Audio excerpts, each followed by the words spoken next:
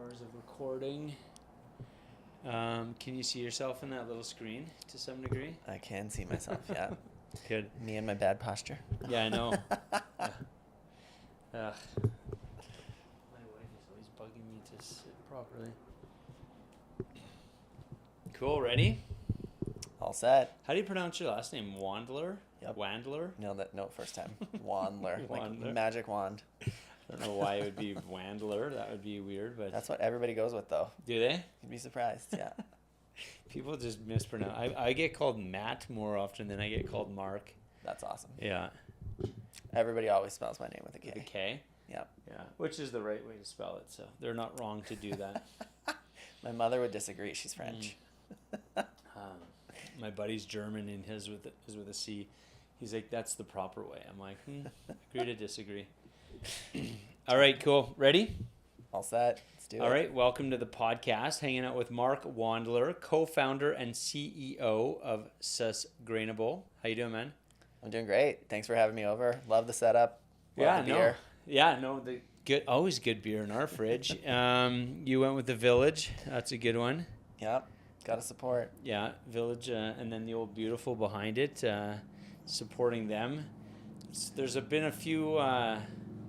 The industry has faced some challenges. We were just talking about Jasper, and I don't have an update as of recording of this podcast, but Old Beautiful, their facility just burnt down a couple of weeks ago, and with the wildfires that are happening in Jasper, looks like they're in a lot of trouble. So definitely when the industry comes together. So you're kind of industry adjacent, I'll say, hey? So yeah, we joke around saying we're beer's healthier half because we would not get away with saying better half.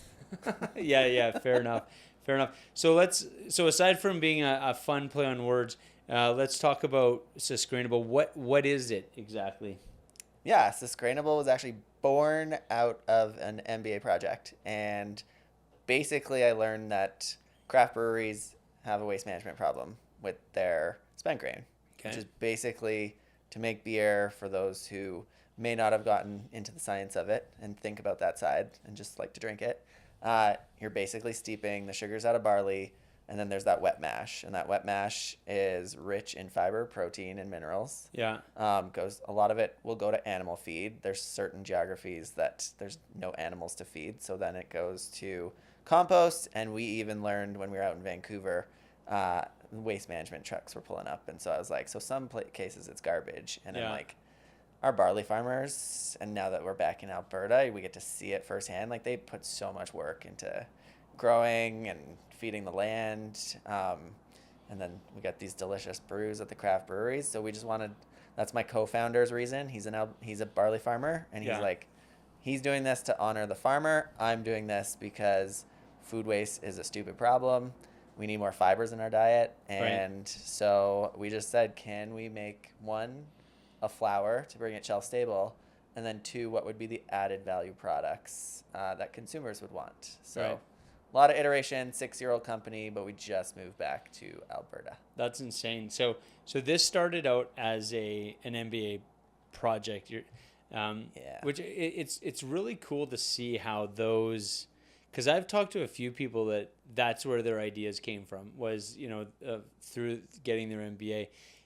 That to me is just really cool that they kind of give you that ability to do something where you do all that research, and at the end of it, it's something that you're like, actually, this is a thing. This has legs, right? Yeah. Well, UBC in particular is kind of funny because my year, I think it was 1 or 2 years before, they started teasing out this entrepreneurship and innovation stream. Yeah. Prior to that, strategy and consulting was like the big stream that everybody went to. Yeah. And I think out there, like you have some business leaders who say like, don't get MBAs on your team, like stuff like this. And I do agree that if you have too many MBAs on your team, totally a bad thing. Why?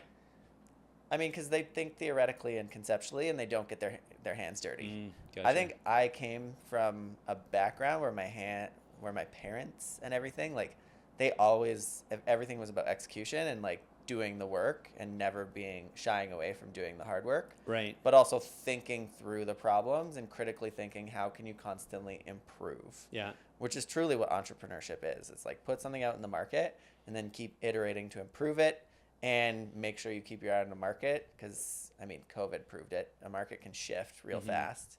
Yeah. And that was probably the biggest challenge. But yeah, no, the UBC MBA in particular sold me on doing my MBA there, because it was all about entrepreneurship and innovation, and diversity. They're one of the schools in Canada that bring the most international students in. So you actually get a lot of different people coming from different realms. And I think it's the collision of those ideas from people with different backgrounds and stuff like that I end up making for the best companies. I love that.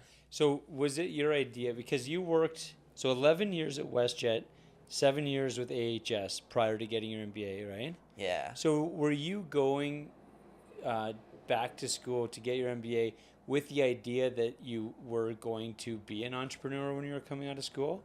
No, I was going to do the corporate world. Entrepreneurship was always like getting in business. So the truth is, like, at WestJet and at Alberta Health Services, I always gravitated towards the business side of things. Right. So that constant iteration, like Alberta Health Services, I worked a lot with diabetics. Was living well with a chronic condition was the name of the program. And I'd just gotten my exercise physiology certification. And so I was casual at first. And so I'd fill in at different sites. And then somebody was going on mat leave out in Okotoks. And so when I took on the Okotoks, I was like, wow, we are so far behind what's happening in the city. Let's see if over my year here I can get them like up to the same standard. And so that's what I did. And then the management team was like, oh, wow, this is like impressive. Thanks for flagging all these things. And it's not like they didn't want to do it. It's the person who was in Okotoks never got to see the other sites and didn't even realize they had fallen behind. Right. They didn't have the context. And the infrastructure, the infrastructure is just like outdated. The new equipment always kind of getting updated in the city. And it's like, wow, we could use a couple new pieces. And even maybe like the old piece from Calgary is new to Okotoks. Yeah. So yeah, we actually ended up creating a new partnership, and they ended up doing the program out of a gym instead of a community center. Yeah. So they had access to like new equipment.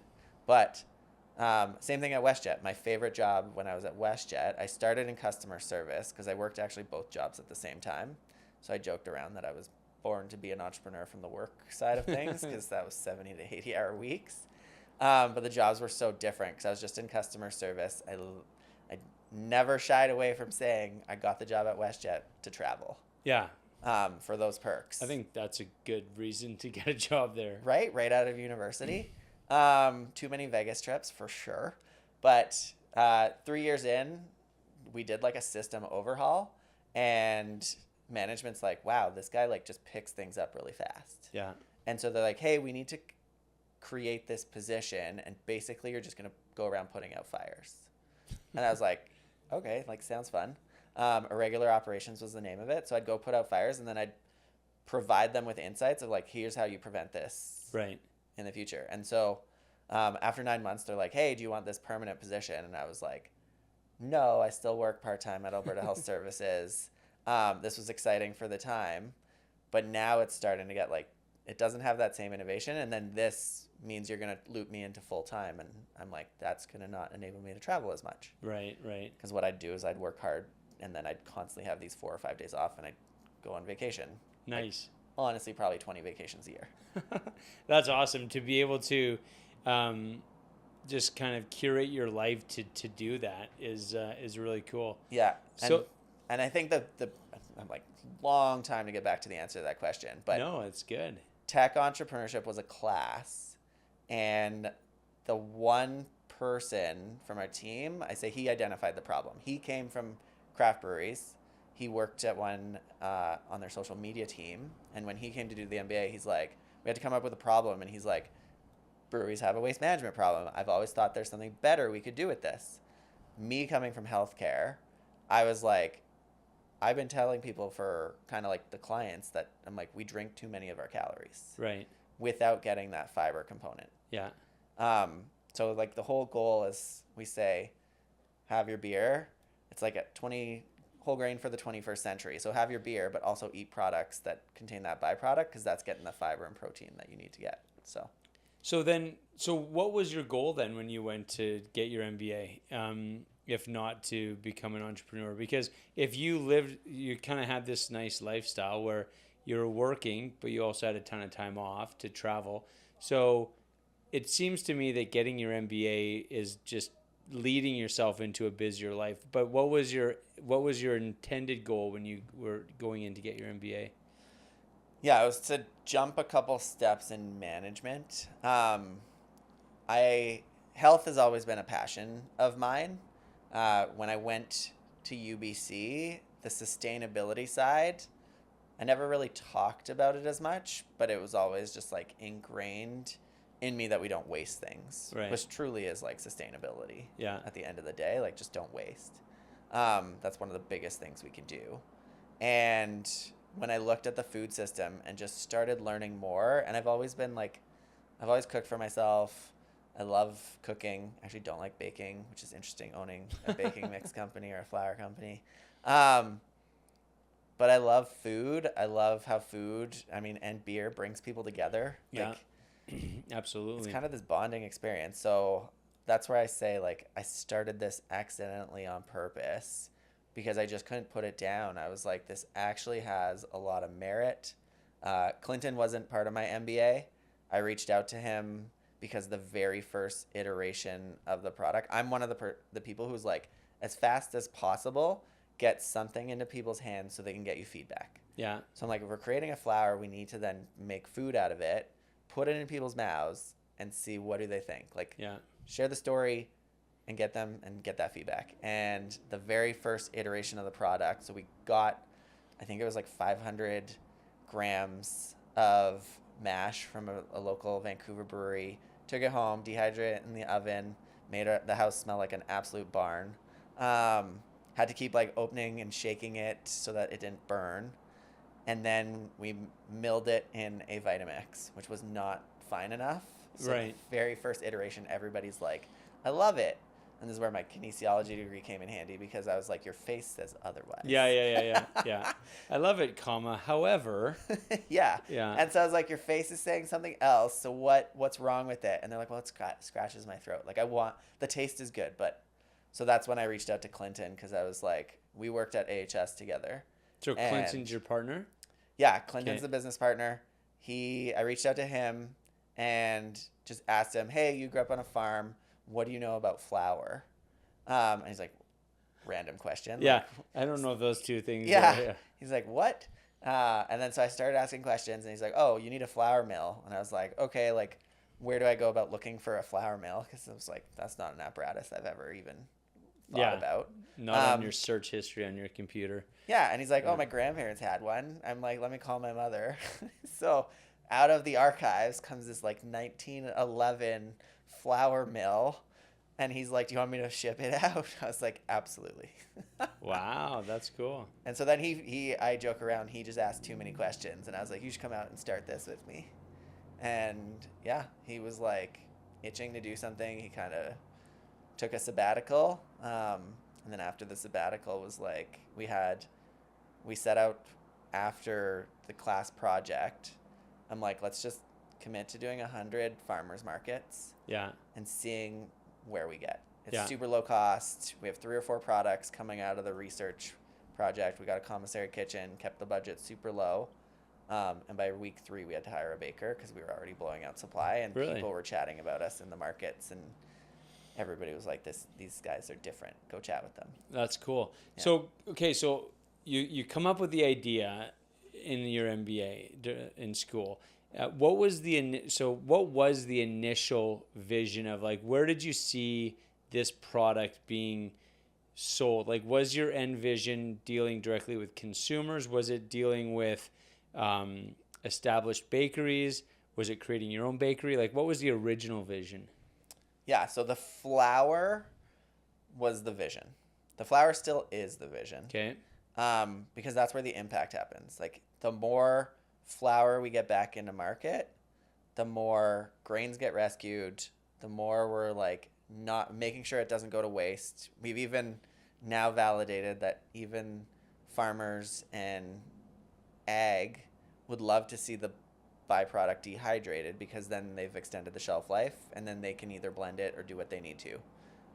Because wet mash will spoil within like 24 hours. So it starts. Does that mean bacteria. even if, like, say a rancher was using it for their livestock, they would want to get, rather than just getting the freshly spent grains from the brewery, they'd want to get a dehydrated product so that they could use it over the course of the year versus like immediately?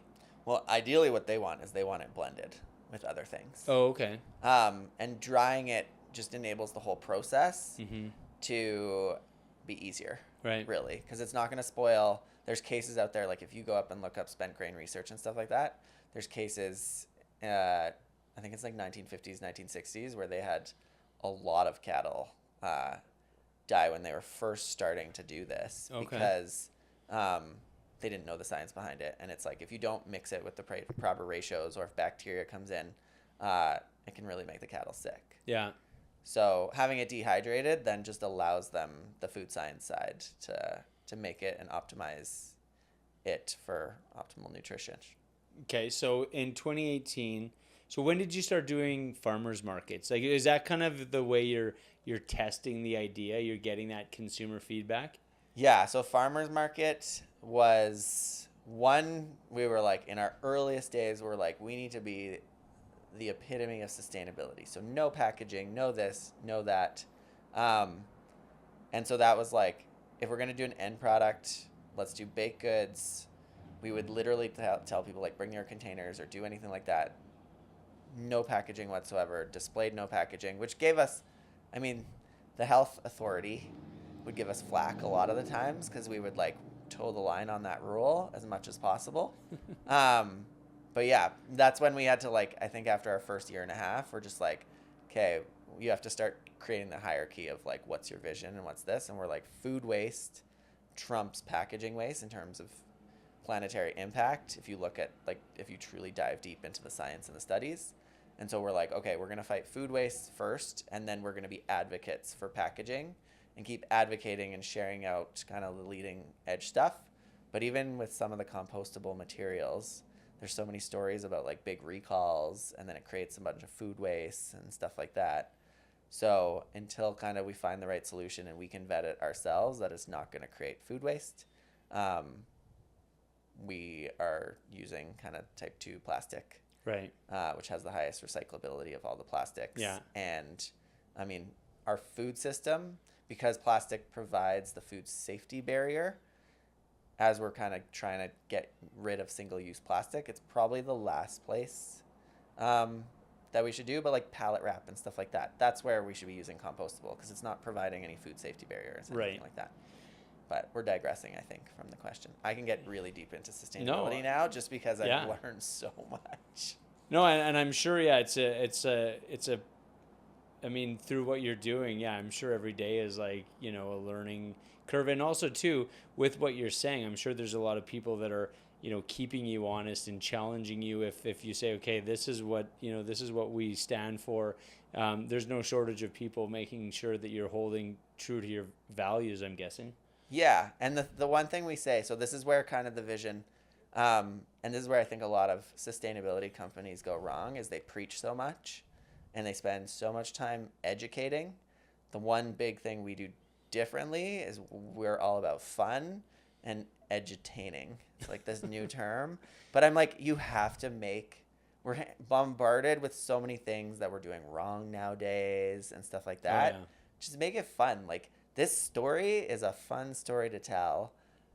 And yeah, for us, the flour is what we really want to build out. But then the infrastructure, we want to build out all the food products, everything else collaboratively. Yeah. And just talk about how it's like, it's better for both the environment and our health, because we're now getting more fiber back into our diets. And that was kind of the real game changer, is when we started looking at the statistics of like what low fiber diets mean on the North American healthcare system. Yeah. And it's like a $500 billion problem.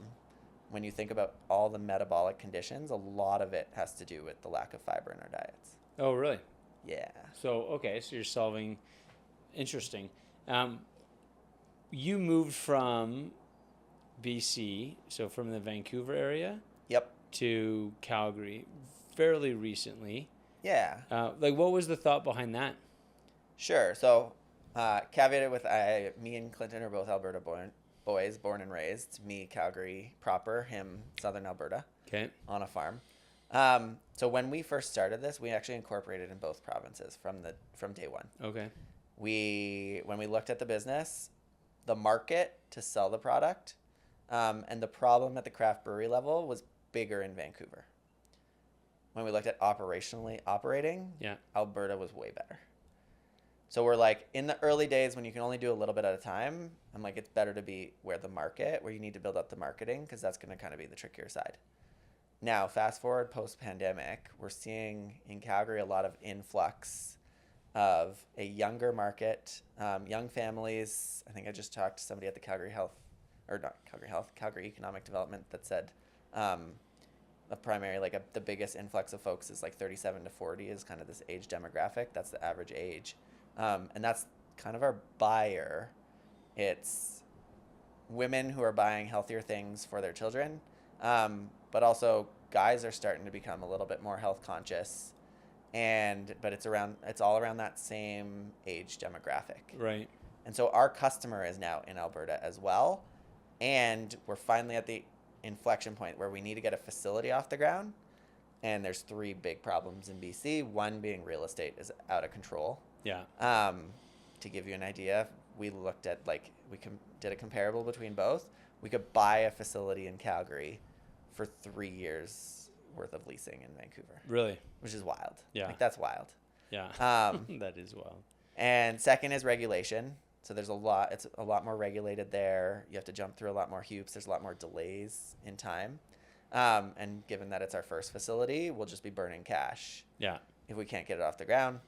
And then the last one, labor. So nobody can afford the people who are going to be doing the work. We want to afford them a living wage, and in BC that's really high. Mm-hmm. And without any support from the government, that would not happen. So everything said move to Alberta, and honestly I think we met about a year ago. Yeah. And I met with the brewery infrastructure here. We kind of last year at Stampede, I just said, this is what we're doing and we're contemplating moving here. Yeah. And the amount of resources, the amount of conversations, the amount of support we received from the earliest days. And then we did 2 accelerators, and it's just been lights out. Like, it's kind of funny. In the beginning, pre-pandemic, I joke around that we could do no wrong. Like, farmers markets days, costs were low, but we could do no wrong. Then when the pandemic hit, we could do no right. Yeah. Oh, yeah. Because the whole market changed. And I mean, we could go after markets, but I was like, it's too expensive. Like, we kept being like, we would never chase just revenue. We were always looking at like the cost side of things too. And we're just like, I mean, it seems like the buying patterns are changing every 3 months, and we're going to have to come up with a new product. And when you have a physical product and not a ton of working capital, you're like, I can't be pivoting every 3 months. Yeah. So that's where we made the difficult decision during the pandemic to be like, okay, we're not going to chase revenue. We're going to go after sales channels, and we're just going to explore every single sales channel, but we're going to dip our toes in and then pull back and evaluate, dip our toes in, pull back and evaluate. And so now we've kind of built the foundation that we need, and it feels like we're back to the point where like we can't make a misstep, but it's like, I joke around that the last 6 months, the business, I love going fast, but I was like, things are going even too fast for me, which is exciting. Yeah. I like it. Yeah, it's I know what you mean. There's that energy, and there's that kind of forward movement that's exciting in business. But yeah, at the same time, it's like, hey, let's make sure that we're being true to our vision at the same time. Yeah, and don't blow out. I mean, if we run out of money, we're done. Yeah. So we kind of secured equipment to get this facility off the ground, but that took almost all of our cash flow. Yeah. So we got that because then we're like, to get the original facility off the ground was going to cost $4 to $5 million. Yeah. Getting this equipment for 10 cents on the dollar now means that we can get the facility off the ground for about 2.5. Wow. And getting that facility off the ground brings the cost of the product down, so that we'll have this natural story of while everybody else has to raise their prices, we're actually going to be decreasing ours. Right. Yeah. So where are you at with the facility then? Is it open? Where are you at? No, so right now we're still capacity constrained with the flower. We're looking for the ideal location and the ideal partners to get it off the ground. So we've had lots of conversations around financing it. We're starting to have conversations. This is the problem. We're in a market where it's like circular economy. There's a lot of CapEx. A lot of investors out there just want to do software plays. And we're kind of at this place, in my opinion, that there's so much investment in software, and then we're at this point where it's like the infrastructure, the real world infrastructure is now falling apart. Mm-hmm. And we're like, cool, all these software companies aren't going to be able to like have any customers. Right. Because all the like real life folks doing work are either retiring or like we're getting rid of a food facility and then building a condo. Yeah. And so I'm like, you kind of have to now invest in companies that are going to do both, that are going to offer up both. So right now, the biggest thing is looking for the right investors. I think since COVID hit, a lot of the investors at our stage, which would be like angels or smaller VC, we're also evaluating crowd equity fundraising, which with our new product, maybe something we go do, and maybe we like collaborate with a bunch of the breweries on it. But yeah, I mean, for us, it's like who do we bring in that's values aligned, that isn't going to steer us away mm-hmm. from this focus, make it all about the money? Because for us, it's like, it's about the impact, and the impact will then drive the money, and then we can keep putting it back in the infrastructure and really transform the food system. And our food system needs an overhaul. Yeah, absolutely. That's, I guess, a challenge when you're talking to investors, though, when you're saying we have to focus first on the product and the vision, and if we focus on that and we're true to that, that will eventually make money, because they're like, no, how about we start with making money? But then that steers you away from the original vision, right? So that takes a specific investor that can see the bigger picture. Yeah, and I find that a lot of investors now, it's funny because we joke around that they're like, the older investors talk about how consumers these days are like, they need immediate gratification and don't have delayed gratification. And so I've been actually starting to throw that back on them, being like, why do you need your money back in 2 years? Like, why can't you wait 5 to 7 years? Like, where's your delayed gratification? Yeah. So we're starting to chat with the right people, because I guess as you become more confident in what you're building and you're like, no, this is the right way, you kind of just come and you're not afraid to clap back. And that's actually what a lot of serious investors want. Yeah. Like, the right investors want you to argue with them respectfully, of course. Yeah, yeah. But they don't want somebody who's just going to be a yes person, because they're going to be like, oh, you're going to like, at some point, you're going to say yes to the wrong thing, and you're not critically evaluating things. Yeah.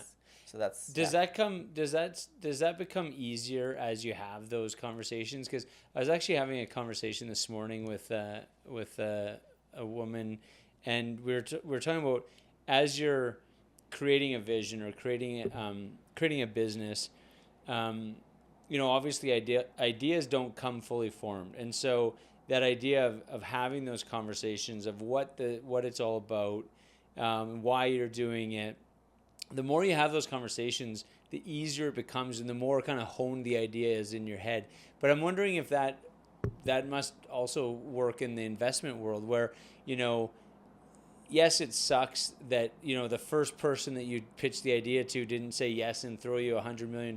But as you have more of those conversations, the ideas of, what your company is all about and what type of investor you might want, and just being able to talk to them, like you're saying, becomes easier and easier through the process. Yeah, and the long-term vision. And I mean, as soon as you actually have a real life thing, and you actually have executed on something, mm-hmm. that's when like the real investors are like, okay. And so now they need to see that you had some skin in the game, that you're going beyond idea, and now you're like, you have something. Yeah, and farmers markets, it's very easy to launch a business that you can operate out of a farmer's market. So it's like you're proving that you're like, okay, you're willing to put in the work, but are you investable? Like farmers markets, you haven't scaled up like the food safety certifications that you might need to get into grocery and stuff like that. So as you like get into your first big retail stores, then you're like, okay, now they're like, okay, yeah, no, you've hit a few more milestones. Yeah. So one, it's really understanding in your industry what those milestones are. Two, it's understanding what is your true differentiation. And usually there's multiple things. I kind of hate, there's like a very love-hate with this value proposition thing, because I'm like, best companies have multiple value propositions. Right. And it's just like, where do you start with which customers, Yeah. right? So yeah, because I say like, we actually have two ways we can sell. We can start on health and say, oh, plus we have this massive sustainability win. Or we can start on like, we have this massive sustainability win, plus that's good for your health. So depending on who we're chatting with, we'll literally just keep flip-flopping that. But I think one of the biggest things over the last couple of years is that everybody has been challenged so much. Our lives have all been like completely transformed. And so that was a big thing. We were struggling to get the right conversations with like serious people at the big manufacturers, who that's where the flour would eventually go, because they have the infrastructure to create products with it. And now we're getting those conversations because they've like put out all the fires that they've had to put out. Yeah. Or like they've transitioned out of their positions and the new person's in, because I mean the pandemic burnt so many people out. Yeah. So yeah, we're starting to see it's now time to like get into that rebuild phase. And so now we're hitting go on things. And I mean, business is all about timing. Absolutely. 100%. I want to talk, speaking of business, speaking of timing, and investment, you were on, so actually when we talked, you were about to be on, or you were maybe a month away from being on the Dragons Den, but I know that you had, you were excited about that. I want to talk about that, on every level, because I'm just super curious about that as an experience. So how do you get your product to be selected as something that can be part of that show? Yeah, so how it happened for us is we weren't actually focused on it. But our accelerator got approached by their producers and are like, hey, any companies that would be a fit for Dragons Den? And so 3 people from our accelerator said us, and then I got emails from all 3 of those folks plus the producer. So you're getting hammered with all this. So I brought it forward to our like investors advisors. I was like, hey, this is what's coming forward. We're like, me and Clinton were like, I feel like next year is the year that we would do this, because we always contemplated it. I've actually like watched the show for like 5 or 6 seasons. And I was always like, oh man, that'd be really fun to go on that show one day. I wouldn't say it was a bucket list item, but the minute I started Susgrainable, I was like, okay, this is like, it's consumer facing, so we could go on it. But you really want to be there at the right time. And so I was like, we're a bit like the early. right time in your kind of process? Yeah, well, the right time, because they want to invest off revenue. Right. Yes. Like they don't invest off IP. They don't invest, maybe Michelle does, but most of them invest off revenue. Like that's what you see on the show. They keep it simple. Yeah. Versus early stage, you don't value a company off revenue. Right. So. Or what they hate, I know, because I used to watch it all the time, is like, if you say, the industry is worth $10 billion, and if we can get 1% of that, we'll be this. And that's how we value the company. And then they just rip them apart. It's just like, no. Exactly. So we were like, we were still like, okay, we need to do something to get awareness. It is a very cost-effective way of getting a lot of awareness for your company. Oh, totally. So we were like, me and Clinton are like, okay, well, we'll like, I guess we can evaluate it and we'll think about it more clearly. And then 2 of our investors, one's like, I'll pay the airfare, like not even talking equity. I'll just pay the airfare. I'll buy your plane tickets out. Yeah. And then the other investor was like, and I'll pay for the hotels. So now you're like, shit, we have no excuses. Okay, now we have no excuses. They really want us to go. I'm like, this is where you have to listen to your investors sometimes. And we're like, cool, we're going to go on early. Probably going to make fools of ourselves. I'm like, I've done worse things. And I'm like, it's going to get awareness for Susgrainable. And we're going to make the best out of it. Yeah. So that journey was interesting. I do my homework, so I talked to 17 other founders who had been on the show before. And so, but basically we still were running the business. So Clinton and Ange, who came on the episode with me, they were running the day-to-day while I was like doing all the research and doing this and like everything. So fast forward to like getting, or I guess the process is like we submitted an application, producer, because we like were positioned from the accelerator, we later got an interview the next day.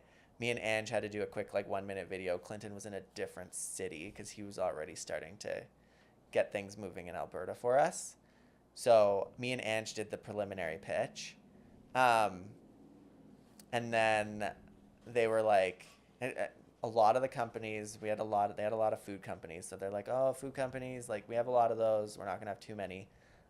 We heard back within 24 hours. They're like, yeah, you're on. This is a good story. And they're like, you guys are hilarious. And then when it came time to like, because then you sit down with the producers and they're like, okay, we're going to coach you on your episodes and stuff like this. So very first episode, 2 producers come on and they're like, this is what we're thinking. This is this.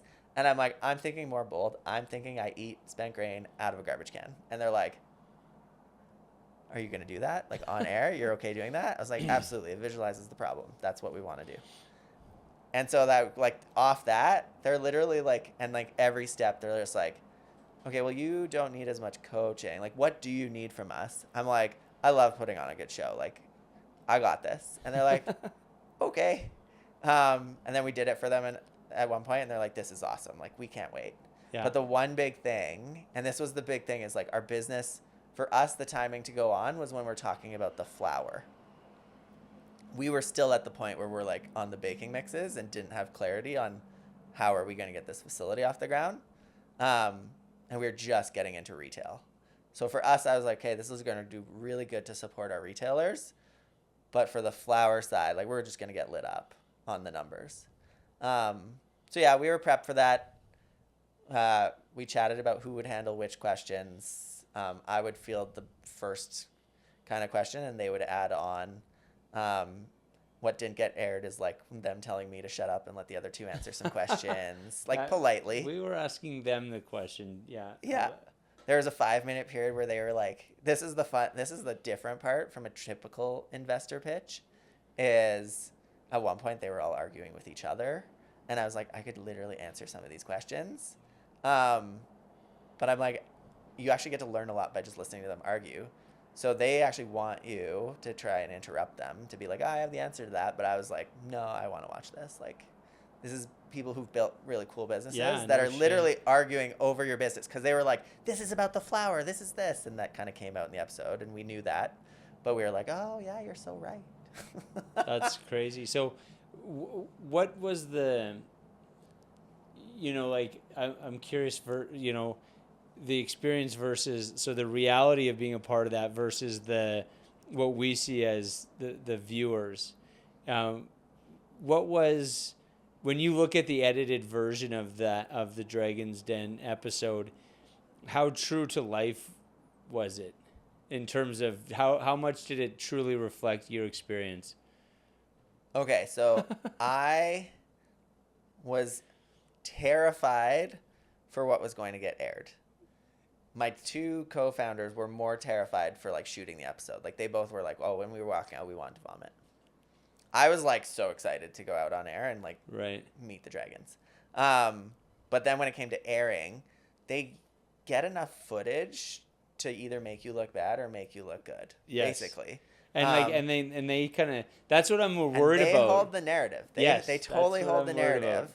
So this is where I'm just like, make sure you're working with all the stakeholders. So we treated the producers, we treated all the staff amazingly. We left product for like the producers and everything like this. We followed up a bunch. We got a deal, so that always helps things. Yeah. Honestly, I say one of the best things that came from that show is Manjeet comes from the beer industry, and she literally validated the problem. So a lot of investors are like, this is like not that big of a deal. And she's like, this is a big problem, and this is a very cool solution. Wow. That's cool. That is like a little soundbite that I can then share when an investor says, is this really that big? I was like, she thinks so, and she's been in it for 23 years. And that was probably the coolest experience after it, is doing due diligence with her. She was, we worked with her team, but we got to get on calls with her 3 times, and she was awesome, sharing a bit of her business experience and being like, yeah, like, let me know how I can support. She's like some of the posts on LinkedIn. She really loves the ethos of the business and what we're about. But it's got to be the right stage and stuff for them too. 100%. Yeah. So yeah, no, it was, when it aired, I was very happy with how it aired. There's a lot of relief. They made it look good. Like, they shared, it was pretty real of what happened. I mean, there's always a couple things that you're just like, oh my God, I hope this doesn't air. One of my co-founders was like, please, I really hope they don't air this. Like, right after they told me to shut up, they're like, oh my God, what question's coming? And we have to answer first. Yeah, exactly. And so they were both like, yeah. And some people are just like quick, think on their feet. And they're both brilliant. But like, all these lights, all these cameras are on you. And so some people just need a couple extra minutes. So that was kind of our strategy from the beginning, was I'll just answer first. Yeah. And buy you guys time to be like, oh, and what he missed was this clarification point, this clear, and then it comes across like super clear. Yeah. So yeah, but it was fun. It was a good experience. It only did propel the business forward, but yeah, and got the word out and really helped us as we were coming into the Alberta market. Yeah, and how were the Dragons in terms of, you know, like the saying is never meet your heroes. Not to say any of them are necessarily your heroes, but, you know, like I've read a lot of their books, Arlene Dickinson's book, Jim Treliving, Robert's book. Robert's not on there anymore, is he? No, he's not. But was Jim there? Jim's not on there anymore. Okay. No. So, but when I would watch it, like, those were kind of the Dragons Dens, the Dragons in the Den at that time, and I really enjoyed like all of their books, and I'm talking, this is more than a decade ago that I read them, but I still think about a lot of the lessons that they taught there in their book. So I'm curious, when you meet the Dragons, how are they just as people? Are they personable? Are they true to their persona? Are the assholes? I mean, I wouldn't say assholes.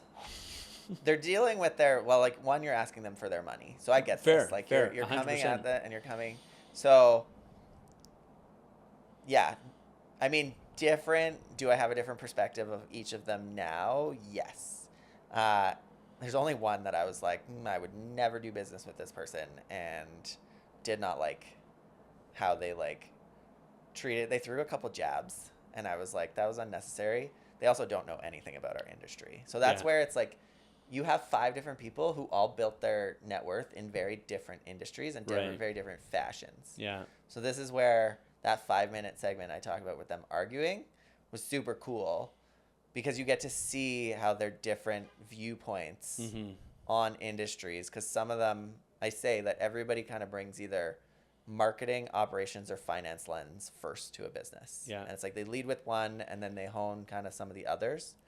So you kind of got to see that come out, and you really have to try and communicate everything, but you're also working with producers and making it a TV show so that it's entertaining for a different stakeholder. Yeah. So, like, our ideal pitch, they were like, oh, yeah, like, that would be good for you, but it's not going to be good for TV. And it's like, okay, it's like, how do we work through this? Yeah. Because, yeah, no, like, this year, I feel we would have killed it if we went on this year and said, hey, we have a pretzel cracker that's designed specifically, it tastes amazing, and it's actually designed to sell back to the breweries so that they can get involved in telling the story. Yeah. Added value product to their product, and meant to be put back in their tasting room to get the whole influx started there. They can create revenue, they can build excitement, they can talk about what's happening to the grain. And then we're starting the facility off the back of that. So that's how I say our business has evolved so much. Alberta's been so helpful. The pretzel cracker came out of like the Leduc Innovation Center, which I can't speak more highly of. The Alberta infrastructure in the food system. I've chatted with people across Canada. I've even chatted with some in the US. there's a different vibe, and there's people willing to build in Alberta and willing to invest. And I feel like we're finally starting to chat with the right people. So I'm excited. What is that vibe? Is that an entrepreneurial vibe? Is that just an openness to new ideas? Like what is the vibe that's different in Alberta versus other provinces, countries? I think it's a community collaboration vibe. It's an understanding that ag is a big part of our industry. Yeah. How do we get more people? How do we get like a succession plan in place? Yeah. Because a lot of our farmers are getting older. And maybe this is probably a bias that I'm finally chatting with the right people as well. Mm-hmm. But yeah, no, some people are like, how do I get my kids excited about this? And it's like, cool, let me chat with them. Like, yeah. We chat about this product, and we chat about how like we're just the start of this circular economy that's focused on impact metrics. I'd say that like at our company, we're focused on impact metrics. They're built right into our financial model. So for every measure of impact we're making, we can also turn profitability once we reach that right inflection point. We just need to get the flywheel spinning. We just need to get that first facility off the ground. Yeah. Make sure we have this flour so that we can then get it into people's hands. We've got the government kind of willing to fund those collaborative projects, and that's where the government's starting, I find, to like, how do we fund and be a little bit more hands off? Yeah. I still think there's a little bit too many demands on the reporting side of things. Coming from healthcare, and I'm a big advocate for saying stop making businesses self-report. I get that it's a big cost to go after and do these interviews, but stop sending me like a form every 3 months to be like, can you update us on this and these metrics? Like, phone me and like we'll go through it together or something like that, and you can ask deeper questions. Yeah. So you can get actually relevant data, because honestly, so much data out there is just garbage. Oh, 100%. So you had said that so it was Manjeet that was really interested. Yeah, Manjeet was really interested. I'll say like who we went targeting on the way in. Yeah. Was we were targeting Michelle was my first one that I really wanted to get. Partially because, like I said, we did our research on everything. Yeah. She actually started a No Waste Cafe at Queen's University. Was her very first thing, like okay. premise into business. So I was like, oh, she's interested in this topic. Right. She was also like after the pitch was the first one to ask a lot of curiosity questions. Like she wanted to eat spent grain out of the garbage can with me. So I was like, oh man, mad respect. We were a bit. I wanted to, but I was also like, it was kind of funny because we put a little bit in the fridge to put on top. Mm-hmm. And we told the producers like, hey, put this on top because I have to eat it, and it's like now 30 hours old. So the stuff that's warm is not food safe. Yeah. And then like Clinton, he's the food safety. Like you can trust anything that comes out of Susgrainable because of that guy, because he's so about food safety, which has been critical in building out our operations, because like building that trust. He is on it when it comes to certifications, paperwork, and making sure that everybody follows food safety protocols. So literally like we said it to the producer and like, yeah, no problem. And they like walk off and we're like, he looks at me, he's like, I don't trust that they're gonna. I'm like, I don't either. And no chance that's happening. I was like, he's like, yeah, no. He's like, are you going to eat it? I was like, we've come this far. I'm like, if I get sick after the show, I get sick after the show. I'm not going to die. Yeah. But I may be sick in the hotel or not. I wasn't. But but yeah, no, she asked and she was like, oh, can I try it? And then one Manjeet was like, you don't want to. Because it is not like spent grain on its own without putting back into like and adding other ingredients does not taste good. Right. But yeah, and then it was we got her some. She felt it. They didn't air that part, but I love her curiosity level. It's the engineer in her. Yeah. I was like, she would be the best fit for us. Right. Manjeet was number 2, and then Arlene was number 3. So that's kind of how we were targeting them. I actually did.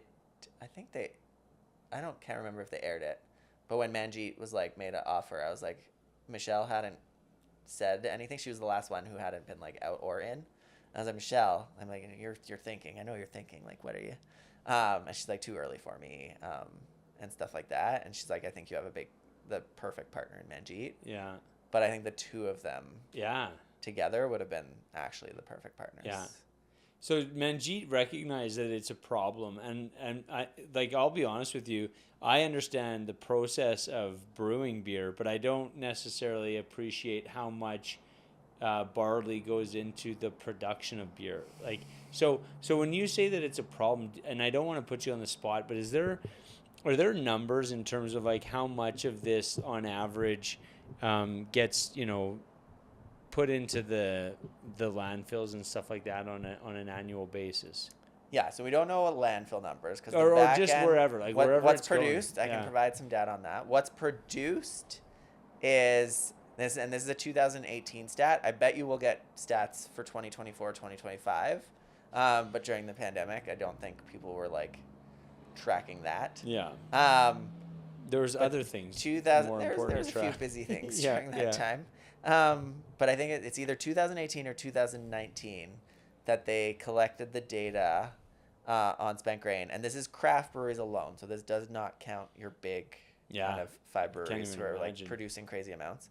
But craft breweries in Canada in 2019 produced 450,000 tons of spent grain. Wow, that's a lot. It's a lot of number. And I Yeah. think that's 90 garbage trucks a day if people want to visualize it. Yeah. Just getting, whether it's composted, whether it's getting thrown in the landfills. Yeah, it's a mix of a bunch of stuff. Yeah. Yeah. And so what would your goal be of being, like, how much of that, obviously 100%, but is there a realistic number of what your vision is? Is it what you might be able to capture maybe as a percentage, or? We're not focused on that yet. No. So our model is a micro facility model. So we're very much about how do we like create a sustainable food system, and it's about relocalizing our food system. So one, we know there's vibrant craft breweries, industries across North America. So how do we get a model where we create this centralized hub to also teach people about the circular economy, and how do we like recapture and add value and create added value products. So it's about creating this flour facility. So we're not talking about the pretzel creation or the baking mixes. We'll rely on other infrastructure, but the real gap and bottleneck is how do we dehydrate and return this to shelf stable, and then have like this distribution center that then can go out.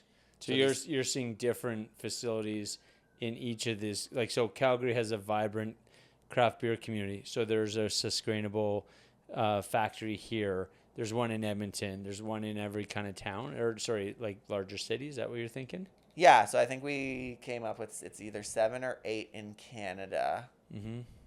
Areas right now would be able to support a micro facility. Clinton's working on some IP around collection, which will be really cool. And could actually even increase the amount that we upcycle in every region. Like it's a journey. It's constantly a journey. Oh, big time, yeah. And that's the coolest thing is I'm all about talking about this and selling it and like getting it into the market. And Clinton's all about like, how do we drive this into the most efficient process possible? Yeah. And I joke around that we make good co-founders because we don't agree on anything ever. The only thing we have in common is work ethic. But other than that, we literally, the first time anybody says something, we literally take the opposite viewpoint immediately.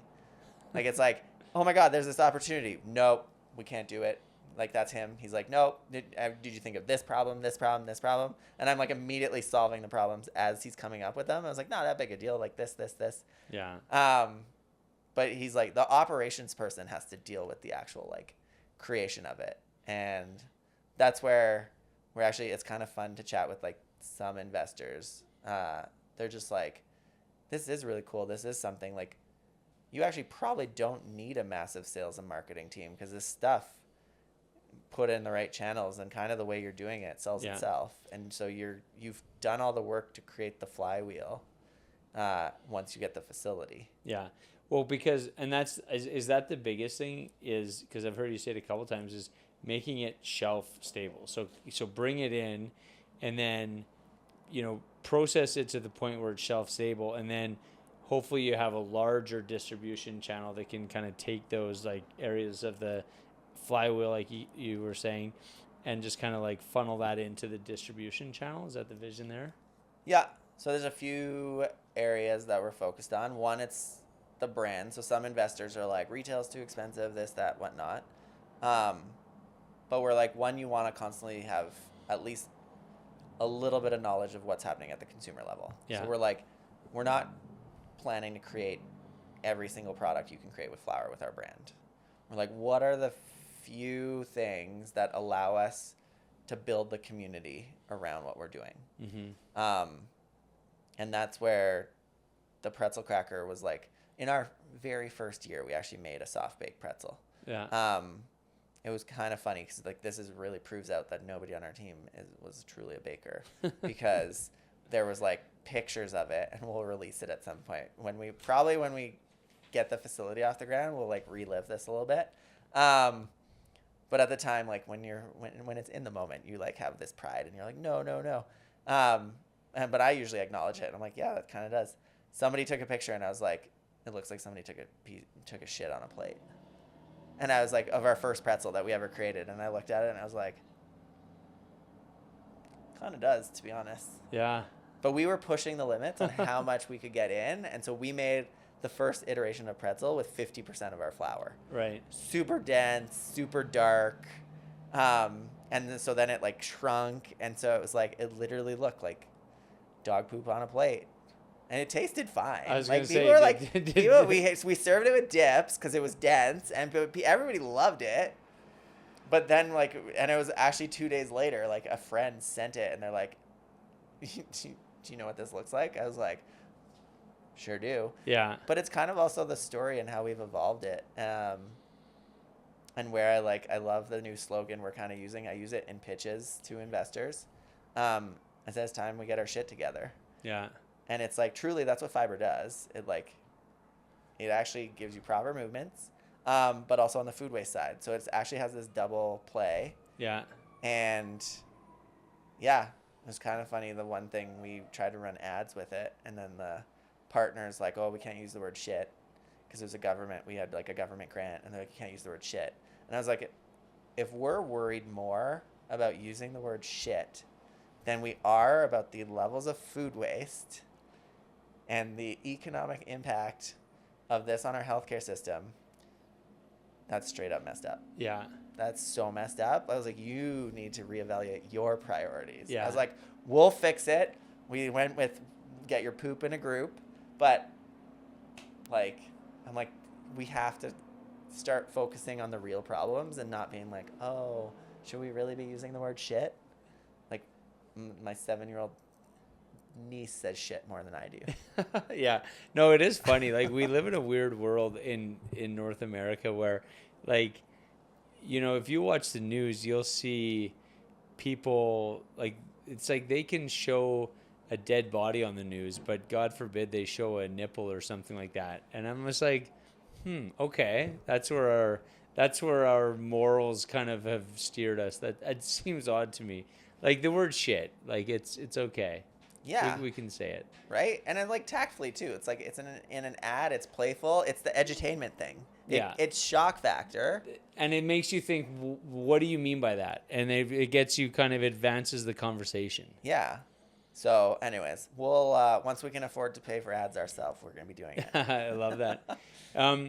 So to get to where you are right now, obviously it's been a lot of work. Even just, you know, from 2018 on. I mean, just to be here. Have you had mentors along the way that have helped you get to this point? Like, absolutely, so many. I blow through them like crazy. I say like this is. I jokingly say this, but it's also partially serious. I have the energy levels of a 6-year-old. And even like the best business people, business is about timing. So they'll share experience from their point in time. But then I'm like, how is that relevant today? Like the world has evolved. That's not relevant anymore. And they're like, well, of course it's relevant. I was like, there's concepts that are relevant, but when it comes to execution, like that's not going to work. Like let's talk about online advertising and like Facebook ads and stuff like that. 2 years ago, you could do so many things and you could get great conversion rates. Now, so many e-commerce companies are struggling so much because their conversion rates are in the toilet because of all the new regulations. Right.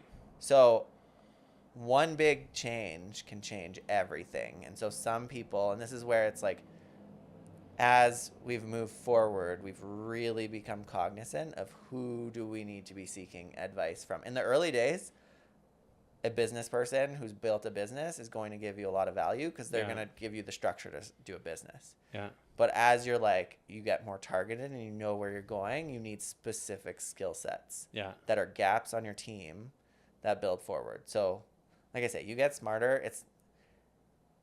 It's really real that they say that like first-time entrepreneurs, 94% don't succeed because me and Clinton joke around that this is our like second business because we've had to redefine the whole thing.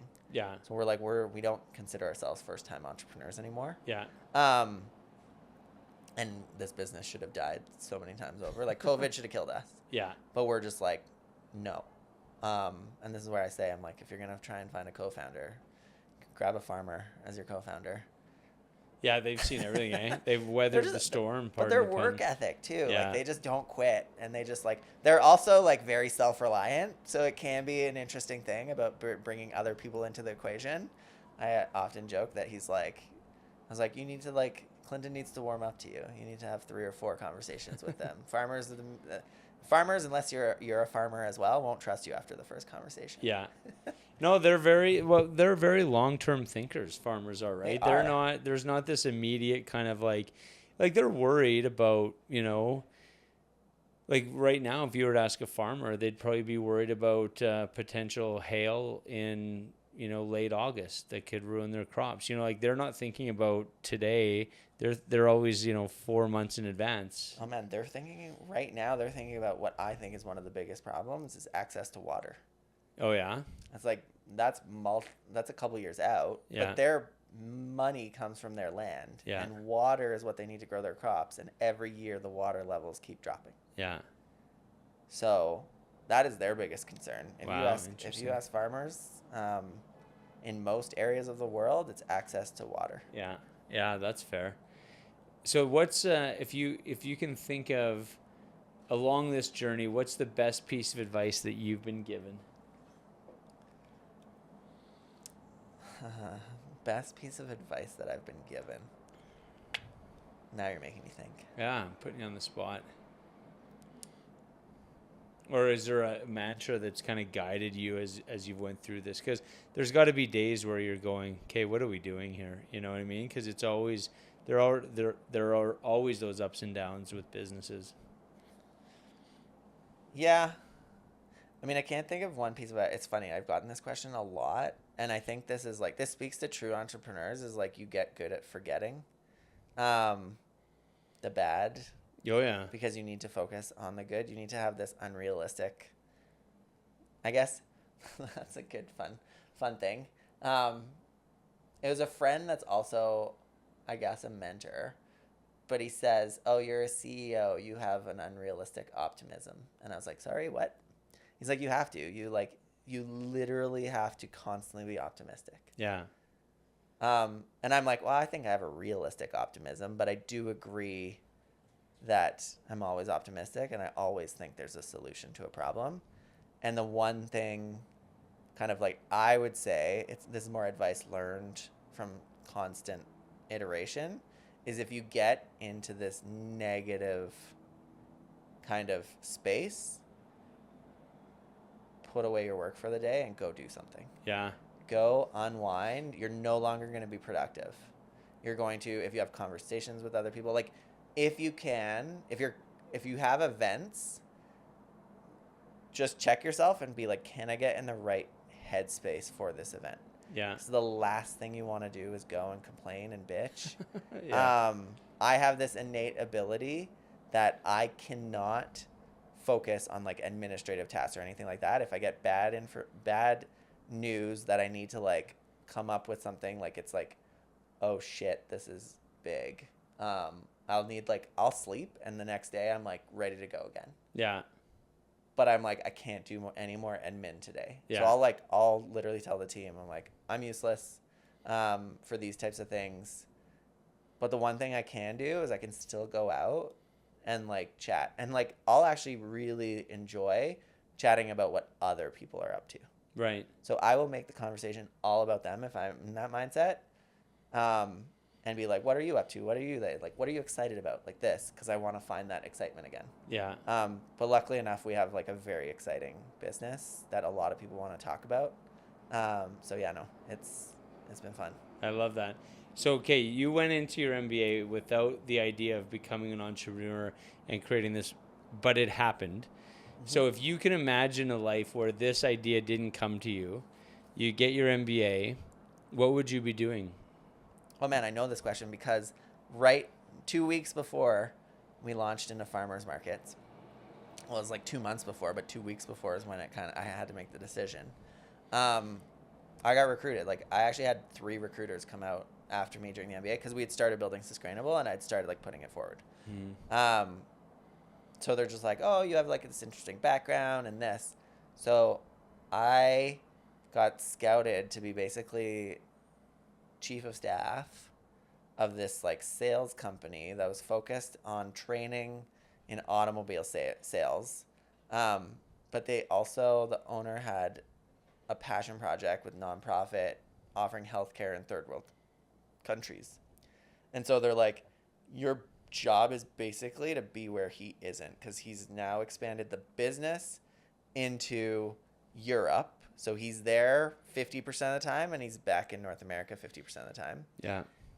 And he's also got this nonprofit down in Central America, which they go into the tropical rainforest and like literally seek out people who need healthcare and like you like help bring them out. And there's like a big coordinated effort that happens once a year. So they wanted me to be like second, and I was like so into that part of it, but also just like the responsibility of learning entrepreneurship basically, because I was going to get to be like right hand. But the one thing they said, that like, you're not going to have, like, you're going to be in Europe half the year. You can't have your own business. Fair. And I was like, yeah. So it was a tough decision. I was like, do I double down on this, which I was super bullish on, or do I take this, like, honestly, it's like, do I invest $50K into doing my own thing, or do I get $100K plus a year salary to be number 2 at this company? Yeah. And I was like, I'd never even envisioned that either. But yeah. That's where you'd have been. I'd have been there, and then it probably would have evolved. But honestly, if you're like number 2, then you can spin that off into other opportunities. 100%. Yeah. But that's where I say I'm like the further, and that's maybe this is the best piece of advice I've ever gotten, is they're like, you're building something exciting that a lot of people are talking about. Keep building it as long as you possibly can. Yeah. Because the opportunities, your value as an employee, if you ever have to go back to being an employee, just keeps going up the further you build this thing. Because the more problems and challenges you'll have had to conquer is what executives will be like, that's what we need. This guy solves problems, and he's seen big ones. Yeah. So. But then the further you go, the less you ever want to be back into that life, right? Because you're like, no, I can't. I need to be doing this for myself. Yeah. Oh, that is 100. There's a lot of truth to that too. You don't want to end up working for other folks. Okay, I'm gonna try these now. Yes. Okay. So for everybody else, the pretzel crackers that just came out of the Innovation Center that got tested out at Calgary Stampede, I've been sitting in front of Mark this entire episode. Yeah, I know. You keep staring at them, so I'm like, okay, I'm gonna eat them. So okay, those are like legitimately very good. You did this with the Leduc Innovations. Yeah, Leduc Innovation Center. It's funded by I want to say the Ministry of Ag. I should actually look into it a little bit deeper about where it's funded. They've been absolutely instrumental. We basically said we've been wanting to do a pretzel, and they're like, oh, we don't have the ability. Oh, you're not letting people hear the crunch by moving your mic away. There's nothing more annoying than listening to people eat. My wife would smack me in the head. But at least my wife would hit me if you had to listen to me. You gotta take one bite, like the first crack. Like people gotta hear that. People gotta hear that this truly is a pretzel cracker. Okay. Like it's got the pretzel. See, yes, that's gonna come out. Anyways, we wanted to recreate a pretzel because we said that's what's gonna be like. That's the product that the breweries can then have in their brewery. Yeah. And so when we went to the Luke Innovation Center, and like Whole Foods actually came back and said, are you doing any innovation in the snacking category? And like, oh, we've always wanted to do this. They're like, do it. That's a high velocity category. That's what we would want you to do. So we then, as we were moving to Alberta, we're just like, hey, this is like a project. We need to figure out how to do this. And they're like, we could do that at our innovation center. And then we're like, oh, what's the innovation center? So Clinton had gone to tour it, but basically it's a center that really helps small businesses reduce risk to get products off the ground, because they can do R&D, they can do food testing, they can do a lot of the things that you're going to have to either hire consultants or anything like this at a fraction of the cost. Right. You're also going to then have a lot of eyes on you because it's happening at the government level, it's being funded, so they're like, oh, what innovation's happening out of there? So if you have something that's like interesting that you want to go with, I would literally approach that center and see if you're a fit for what they're doing, because we owe a lot to them for having created that. I literally drove up on July 8th to grab it when I was chatting about it at Inventures, being like, this is what's happening. Export Canada and the Trade Commission are like, oh, we're doing our first ever Taste of Western Canada.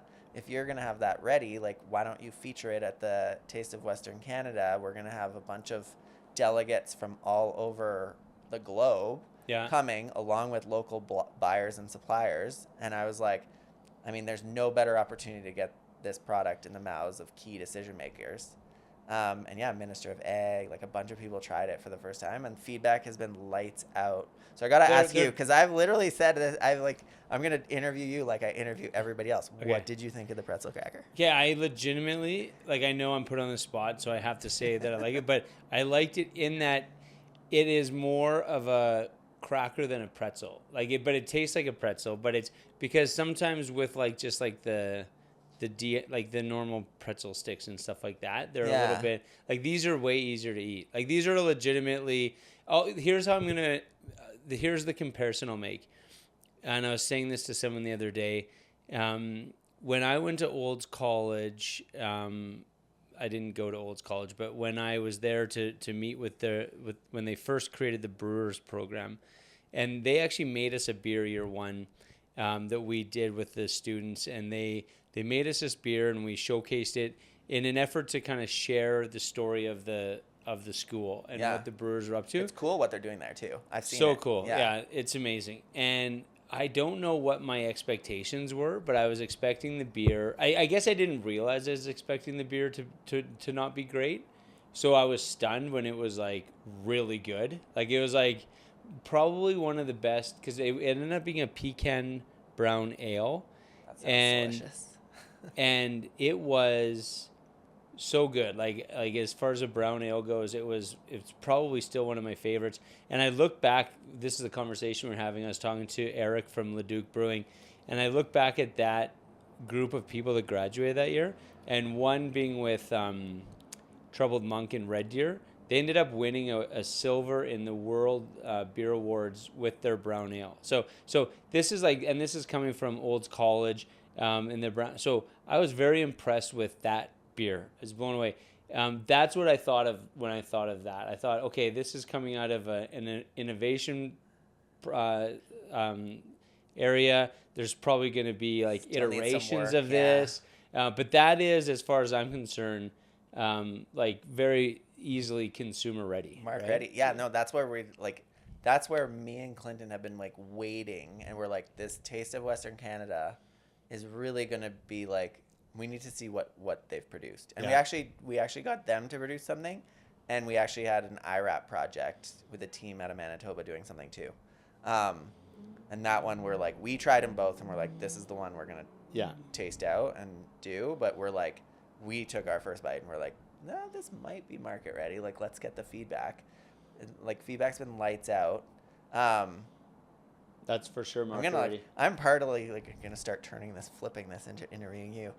So there's two things I want to say. One is, if you got to choose flavors, because now there's flavor crackers, what flavors would you like to see? Because we actually asked this question of everybody. We actually want to bring the consumer into the journey, and being like, let's get their impact and honestly, I think it'd be really cool if breweries got to choose like which flavors they want, because they do constantly different iterations in their breweries. Well, and even they would think, oh, this flavor would pair with this beer. Yeah. Like their brains are doing that already, right? Amazing, yeah. I don't know what flavors. I just like I just go to like obviously I'm going to go to the ones that I like, but just I don't know what would be the easy ones. You can challenge us. Now you stump me. I know. That's the thing. I want to be creative, but I'm just like, like barbecue would be an easy one. I was thinking about before we hit record with Graham from Tool Shed with his passion for barbecue.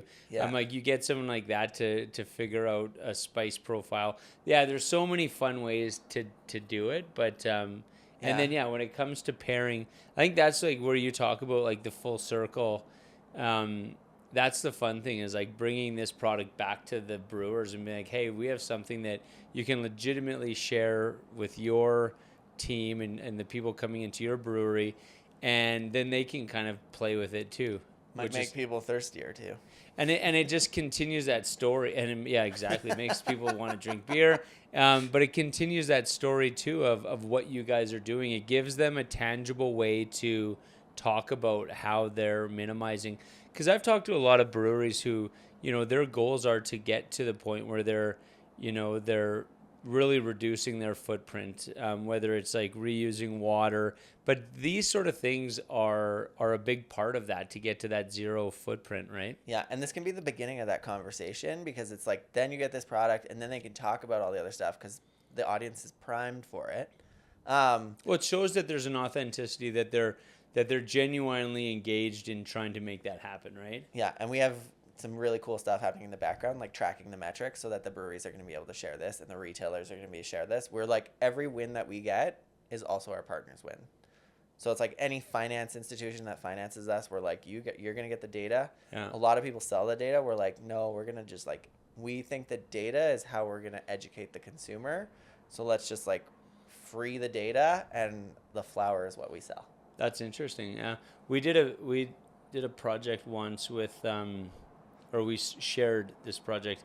It was with the team from Last Best across the street here, but they did. I don't know what it's called. I want to say it's a Bitcoin, but it's not Bitcoin. It's the technology behind that, which is, they were able to track all of the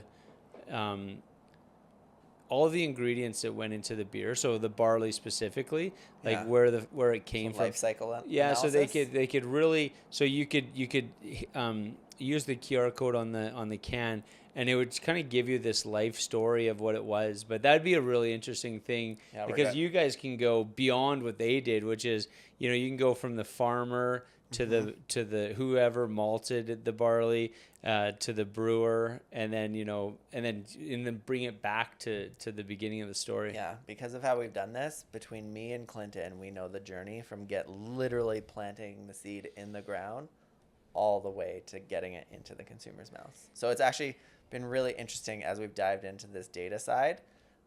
We've talked into implementers for like the software side, and they're just like, we chat with people, and it's like we usually have to chat with big teams of like 80 people, and they're all arguing because they just see everything differently. Yeah. And you guys paint such a clear picture from beginning to end. Yeah. Between just two people. They're like, you guys are going to be valuable to like people like us very soon. And we're like, oh, that's cool. That's awesome, man. Good for you. And there's that level of authenticity and just passion that because even there's certain things where, I think there's a disconnect in the world we live in, where I know everybody wants to make a big difference, but some things are way more smoke and mirror than they are actually making an impact. I remember having this conversation once where we were somewhere and we were using compostable mugs, like cups, and we were at a ski hill somewhere.